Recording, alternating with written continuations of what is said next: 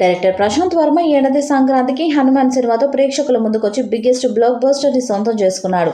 తేజ సజ్జా ఈ సినిమాలో సూపర్ హీరోగా కనిపించి మెప్పించాడు. హనుమాన్ క్యారెక్టర్ రిఫరెన్స్తో ఈ చిత్రాన్ని ప్రశాంత్ వర్మ సినిమాటిక్ యూనివర్స్లో ఫస్ట్ సూపర్ హీరో మూవీగా ఆవిష్కరించాడు. వరల్డ్ వైడ్గా ఈ మూవీ ఏకంగా 300 కోట్లకు పైగా కలెక్షన్స్ని సొంతం చేసుకుంది.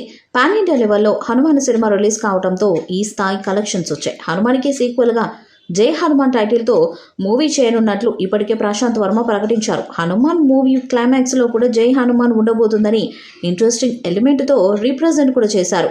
ఇప్పటికే ఈ సినిమాకి సంబంధించిన స్క్రిప్ట్ వర్క్ కూడా కంప్లీట్ అయిపోయిందని ప్రశాంత్ వర్మ క్లారిటీ ఇచ్చారు. ప్రశాంత్ వర్మ జై హనుమాన్ పైన ఫోకస్ పెట్టారు. ఈ సినిమాలో హనుమంతుడి పాత్ర కోసం స్టార్ యాక్టర్ని తీసుకోవాలని అనుకుంటున్నారు. ప్రశాంత్ వర్మ ఈ క్యారెక్టర్ కోసం మెగాస్టార్ చిరంజీవి అయితే బెటర్ అని భావిస్తున్నారు.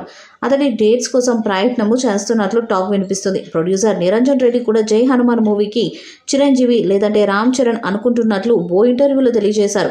ప్రశాంత్ వర్మ మాత్రం చిరంజీవి అయితే బెస్ట్ చాయిస్ అని భావిస్తున్నారట.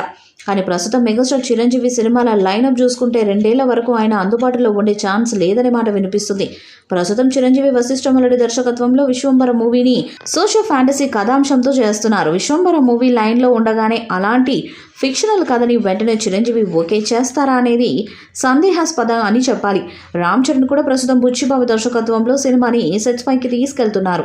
నెక్స్ట్ సుకుమార్ దర్శకత్వంలో సినిమా ఉంది. ఈ రెండింటి తర్వాతనే రామ్ చరణ్ డేట్స్ దొరికే ఛాన్స్ ఉంది. ఈ పరిస్థితిలో ప్రశాంత్ వర్మ జై హనుమాన్ టైటిల్ రోల్ విషయంలో ఎలాంటి నిర్ణయం తీసుకుంటారనేది ఆసక్తికరంగా మారింది. డైరెక్టర్ ప్రశాంత్ వర్మ మాత్రం హనుమంతుడిగా చిరంజీవిని, రాముడిగా రామ్ చరణ్ని తీసుకోవాలని భావిస్తున్నారట. ఇప్పటికే చిరంజీవితో కథను చెప్పినట్టు సమాచారం. మరి ఆయన ఓకే చెప్తారా లేదా అన్నది ఆసక్తిగా మారింది. హనుమాన్ వీరభక్తుడైన చిరంజీవి ఆఫర్ తనకిస్తే కాదనలేడు. అంతేకాదు అలాంటి పాత్రలో చేయటం చిరంజీవికి కూడా ఇష్టమే. అందుకే ప్రశాంత్ వర్మ చిరుతోనే హనుమాన్ రోల్ చేయించాలని పట్టుబడుతున్నాడట. చిరు డేట్స్ ఇస్తే చాలు ఎప్పుడైనా షూటింగ్ పెట్టుకుంటా అనేలా ఉన్నాడట ప్రశాంత్ వర్మ. ఖచ్చితంగా చిరు ఉంటే మాత్రం జై హనుమాన్కి నెక్స్ట్ లెవెల్ క్రేజ్ వస్తుంది.